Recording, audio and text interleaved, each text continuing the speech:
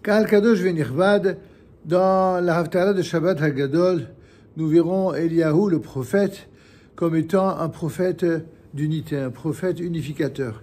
Ainsi qu'il est écrit dans Malachi 3.23, « Or, je vous enverrai Eliyahu, le prophète, avant qu'arrive le jour du Seigneur, jour grand et redoutable. » Il s'agit de ce fameux prophète Élie qui va annoncer la venue du Mashiach, du Messie. La Haftarah que nous allons aborder est celle tout à fait particulière au Shabbat Hagadol, le grand Shabbat qui précède Pessah.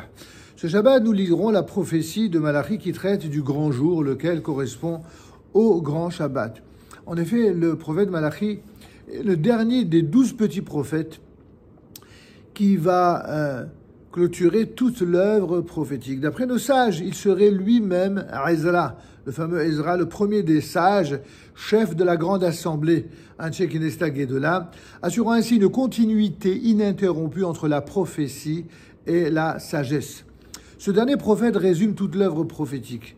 Il est dit en effet, « Souvenez-vous de la loi de Moshe, mon serviteur, auquel j'ai signifié sur le Horeb des statuts, des ordonnances pour tout Israël. » Les prophètes ne sont pas des réformateurs, mais des fidèles continuateurs de Moshe. Toute leur tâche consiste à rappeler sa loi. Si le peuple juif n'avait pas délaissé cette loi, alors nous n'aurions pas eu besoin de prophètes. C'est ainsi que le Talmud nous enseigne dans Masechet Nedarim 22b. C'est donc à cause de nos faiblesses que la prophétie nous a été nécessaire. La prophétie a disparu dès le début de notre exil, mais elle réapparaîtra dès qu'il prendra fin, car sa présence au sein du peuple d'Israël est naturelle et normale. Lorsque la prophétie renaîtra, le prophète Eliyahu, qui est l'annonciateur du Messie, reviendra pour annoncer pour annoncer le jour du Seigneur grand et redoutable. Ce jour sera grand pour tout le monde, pas simplement pour Israël, mais il sera redoutable certainement pour ceux qui se sont écartés des voies de Dieu. Tandis que ceux qui craignent l'Éternel seront un trésor pour moi au jour que je prépare. Je les protégerai exactement comme un père protège son fils qui lui est soumis. De nouveau, alors vous verrez la différence entre le juste et le méchant. En effet, il y a à la fin des temps, disent nos maîtres, une confusion entre le bien et le mal.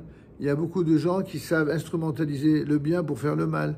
Ils savent instrumentaliser la notion de justesse, de justice, de vérité pour instiller le mensonge. Eh bien, lorsque viendra ce jour grand et redoutable, promet la prophétie, eh bien, de nouveau, alors vous verrez la différence entre le juste et le méchant. Car voici venir ce jour brûlant comme une fournaise.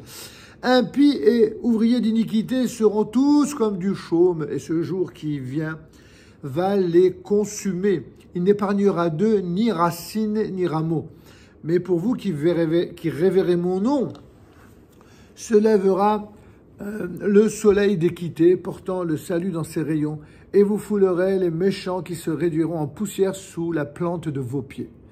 Mais quelle est donc la tâche du prophète Eliyahu ? Il ramènera, c'est toujours le texte qui le rappelle, il ramènera le cœur des pères à leurs enfants et le cœur des enfants à leurs pères.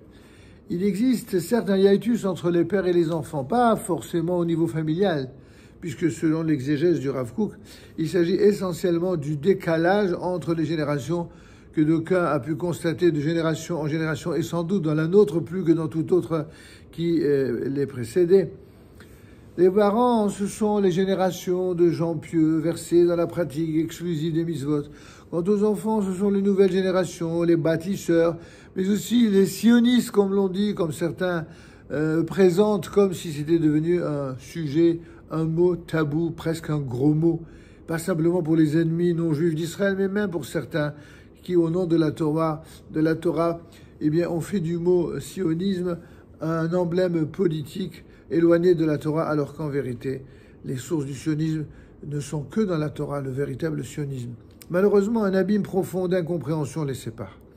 La génération des parents voit tout son idéal dans le respect de la Torah, dans la sainteté, dans la pureté et la vertu. Son dévouement à la parole de Dieu est infini, mais ne se limite pas au plan strictement religieux. La reconstruction du pays d'Israël ne lui semble pas être un acteur de valeur primordiale, mais plutôt un travail sans signification spirituelle, tel un corps sans âme. Elle ne saisit pas l'utilité pour le peuple juif de posséder un pays, une indépendance, une agriculture, une armée, voire une industrie. Quant à la génération des enfants, elle, c'est le contraire. Elle ne voit aucun intérêt à la Torah, à la religion, qui est à ses yeux bien dépassée, qui est, comme l'on dirait dans certains milieux aujourd'hui, complètement has-been, inutile et anachronique face au monde moderne. Elle reconnaît, bien sûr, que la Torah possédait une certaine valeur dans les générations précédentes, car assurant la survie du peuple juif, mais cette jeune génération a rejeté, dans les premières années en tout cas de l'État d'Israël, avec dédain l'aspect millénaire du judaïsme pour ne se consacrer qu'à la fondation pratique et moderne de l'État, comme s'il fallait opposer l'un à l'autre malheureusement. Il manque donc aux enfants le souffle intérieur, tandis que les parents sont dépourvus d'une assise saine à toute leur profonde spiritualité. Cette douloureuse incompréhension, ce dialogue de sourds, on dirait en termes modernes, suscite chez les uns comme chez les autres une grande détresse qui sera guérie totalement par la venue du prophète Eliaou. Il enseignera aux enfants les valeurs éternelles véhiculées par les parents et il expliquera aux parents que les préoccupations des enfants constituent en vérité un véritable devoir divin de notre génération. Le prophète Eliaou et tous ceux qui préparent sa venue en suivant sa voie se doivent d'appartenir à ces deux mondes à la fois, celui des parents et celui des enfants. Ils doivent en fait appartenir à un monde les surpassant tous les deux, un monde qui les contient et qui en est la source. Se tenant ainsi au carrefour de ces deux générations, les adeptes d'Eliaou, le prophète unificateur et pacificateur, seront à même de faire passer la lumière des uns aux autres, et dans les deux sens bien entendu, et en utilisant leur langage respectif, ils seront pour eux d'excellents médiateurs. Évidemment, il n'est nullement nécessaire d'attendre l'arrivée du prophète Eliaou pour accomplir ses tâches. Et il sera ravi que les annonciateurs lui frayaient la voie. Son rôle sera alors de parachever cette œuvre de réunification nationale. Comme nous le savons, l'esprit du prophète Eliaou n'a jamais cessé de vibrer tout au long des générations. Il est souvent révélé dans le courant de notre histoire chez toutes sortes de gens émérites, de grands sages et de grands penseurs, et de grands acteurs également, acteurs dans le sens acteurs de l'histoire. Cependant, chacun de nous peut être éclairé d'une petite étincelle provenant de la lumière du prophète Eliaou et se livrer ainsi à cette importante tâche de rapprocher les cœurs des différentes générations et des multiples tendances au sein de notre peuple. Un rabbin rendant visite dans une communauté d'exil vit gravé dans une synagogue et il ramènera le cœur des enfants à leur père. Le célèbre verset par lequel nous terminons la Haftara de ce Shabbat. S'étonnant de l'omission de la première partie de ce verset concernant le retour des pères vers les enfants, il a entendu l'explication suivante. Il incombe uniquement aux enfants de revenir vers les parents, car le problème existant, c'est le leur. Les parents restés fidèles aux traditions sont, eux, parfaitement en règle. C'est comme ça que répondit le rabbin.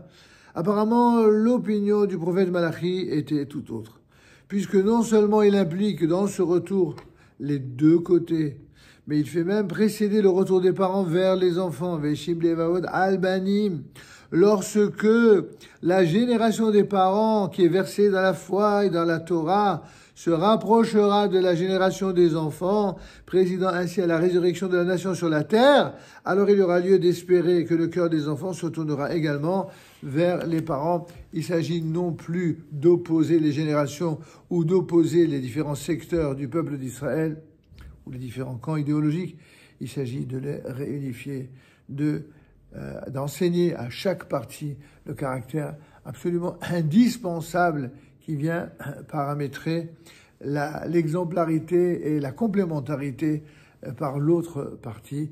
C'est ainsi que dans notre génération, plus que dans nulle autre, eh bien, nous devons de nous inspirer de cet esprit unificateur du prophète Élie, qu'il en soit ainsi pour notre génération, pour nos enfants, nos petits-enfants, ainsi que pour l'ensemble du peuple d'Israël. Amen.